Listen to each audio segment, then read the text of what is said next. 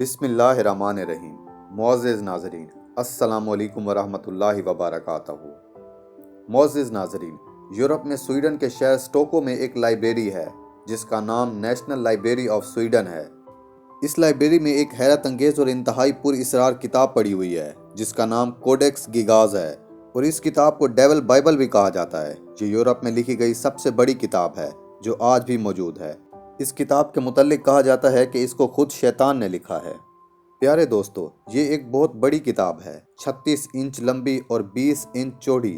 اس کتاب کے تقریباً 320 صفحات ہیں، اور اس کتاب کو گدھے کی کھال پر لکھا گیا ہے، اور اس کتاب کو لکھنے کے لیے تقریباً 160 گدھوں کی کھال کا استعمال کیا گیا ہے۔ اس کتاب کی ایک بہت بڑی حیرت انگیز بات یہ بھی ہے کہ اس میں شیطان کی ایک بہت بڑی تصویر بنائی گئی ہے۔ لال رنگ کے سینگ اور باہر نکلی ہوئی اس کی 2 زبانیں۔ اس کتاب میں یہ تصویر کیوں بنائی گئی، یہ بات میں آپ کو آگے چل کر اس ویڈیو میں بتاؤں گا۔ بہرحال اس کتاب کوڈیکس گیگاز کے متعلق آج بھی دنیا میں بحث کی جاتی ہے، مگر اس پر اسرار کتاب کی کہانی کیا ہے؟ دوستو، یہ کہانی 13ویں صدی میں شروع ہوتی ہے۔ کہا جاتا ہے کہ 1229 میں یورپ میں جس جگہ آج چیک ریپبلک ہے اس جگہ ایک مونک رہا کرتا تھا۔ اس مونک کا نام ہرمندر ریکلس تھا۔ اس نے اپنا مذہب کے کچھ قوانین توڑے تھے جس پر اس کو سزائے موت سنا دی گئی، اور پھر اس مونک کو قید کر دیا۔ اس مونک نے رحم کی بھیک مانگی تو ایک شرط پر معاف کرنے کا فیصلہ کیا گیا۔ وہ شرط یہ تھی کہ یہ 24 گھنٹے میں ایک ایسی کتاب لکھے گا جس میں دنیا بھر سے متعلق تمام معلومات ہوگی۔ مونک کے پاس اور کوئی چارہ نہیں تھا، اور اس نے گدھے کی کھال پر یہ کتاب لکھنا شروع کر دی۔ لیکن رات ہوتے ہی اس کو اس بات کا احساس ہو گیا کہ وہ ایسی کتاب کو 24 گھنٹے میں نہیں لکھ سکتا۔ اس لیے اس نے فیصلہ کیا کہ وہ اس کتاب کو مکمل کرنے کے لیے شیاطین کی مدد لے گا، مطلب اس نے اپنی روح کو شیطان کو بیچنے کا فیصلہ کر لیا۔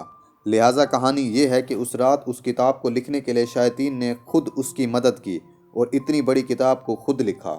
اس کتاب میں جادو، تاریخ، مختلف بیماریوں کا علاج اور اس جیسی کئی باتیں لکھی ہوئی ہیں، اور جب یہ کتاب مکمل ہوئی تو اس مونک نے شیطان کا شکریہ ادا کرنے کے لیے اس کتاب کے ایک صفحے پر شیطان کی ایک بہت بڑی تصویر بنا دی۔ اس کے بعد اس مونک کی جان تو بچ گئی، لیکن یہ کتاب دنیا میں مشہور ہونا شروع ہو گئی۔ اس وقت اس جگہ موجود مونک نے اس کتاب کو رومن امپائر کے بادشاہ کنگ ریڈولف II کو بھیج دیا۔ کنگ ریڈولف ہر وقت اس کتاب کو پڑھتا رہتا تھا، اور کہتے ہیں کہ بہت جلد ہی کنگ ریڈولف پاگل ہو گیا اور اس کو بادشاہت کے لیے نااہل قرار دے دیا گیا۔ کوڈیکس گیگاز کی ایک بہت بڑی مسٹری یہ بھی ہے کہ اس کو لکھنے میں 25 سے 30 سال لگ جاتے، اور اس کو ایک شخص اکیلا اتنا جلدی نہیں لکھ سکتا۔